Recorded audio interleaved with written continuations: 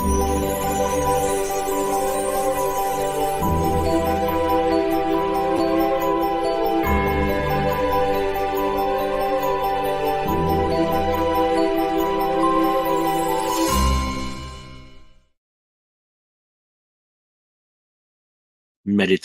for Every Day in the Year by Bishop Richard Challoner. Tuesday after Trinity Sunday. Of the manna and the bread of Elias.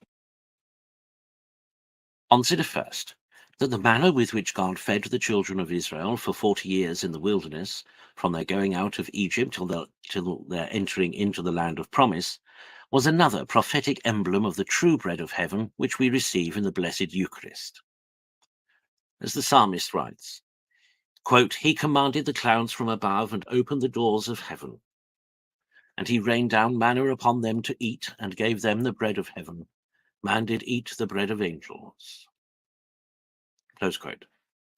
And yet this miraculous food, formed by angels and sent down from the clouds, and therefore called the bread of heaven and the bread of angels, was but a figure of that bread of life which we receive in the Blessed Sacrament. An illustrious figure indeed, but nothing in comparison with the truth. Quote, "Moses did not give you bread from heaven," says our Lord to the Jews, John 6, "for the manna only came down from the clouds. But my Father giveth you the true bread from heaven. I am the living bread which came down from heaven. If any man eat of this bread, he shall live forever. And the bread that I will give is my flesh for the life of the world. As the living Father hath sent me, and I live by the Father, so he that eateth me, the same also shall live by me.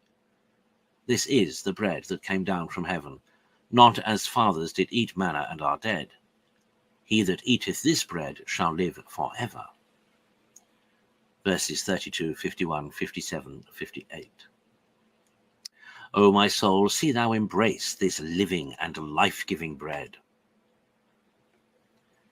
Consider, secondly, that the manna was the food upon which the people of God lived for 40 years in the wilderness, but which ceased as soon as they came to eat of the fruits of the land of promise. To give us to understand that the bread of heaven which we here receive, veiled under the sacramental species in the blessed Eucharist, is to be the food, nourishment, strength, and life of our souls during our mortal pilgrimage through the wilderness of this world, till we come to the true land of promise, and there eat of the happy fruits of that blessed land of the living by the beatific vision and contemplation of the divinity. And that then all the sacramental veils shall be removed, and we shall see and feed upon life and truth itself, face to face for all eternity.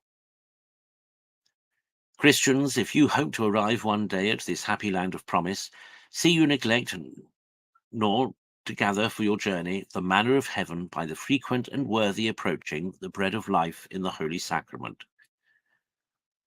Without this support you will perish in the wilderness and never reach your journey's end. But if you would truly relish this heavenly manna, you must take care not to let your palate be depraved, like the carnal Jews, by an affection to the onions and flesh pots of Egypt. Consider thirdly, another figure of the heavenly food in that hearth cake of the prophet Elias, with which he was fed by an angel in the wilderness when he was flying from the persecution of Jezebel, 1 Kings 19, quote, "In the strength of which food he walked 40 days and 40 nights unto the mount of God at Horeb," verse 8, where he was favored with a vision of the deity, as far as man is capable of seeing him in this life. "Arise, eat," said the angel to him, verse 7, "for thou hast yet a great way to go." Close quote. All which expresses to us that retiring from the dangers and the contagion of the wicked world, as from the impious Jezebel, in order to make our journey to the mountain of God, the mountain of eternity, we must have recourse to this bread of heaven for our support on our way, for we have yet a great way to go, being far off from that perfection which is required before we can come to the vision of God. And this barren wilderness through which we are to travel affords us no proper food for our sustenance on the way, but what we must have from heaven.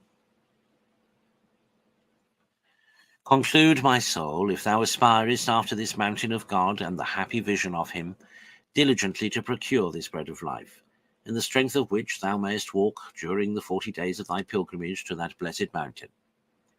But remember that this bread was only given in the wilderness, that is, in retirement and solitude, and that the manna was not given until the people had left Egypt.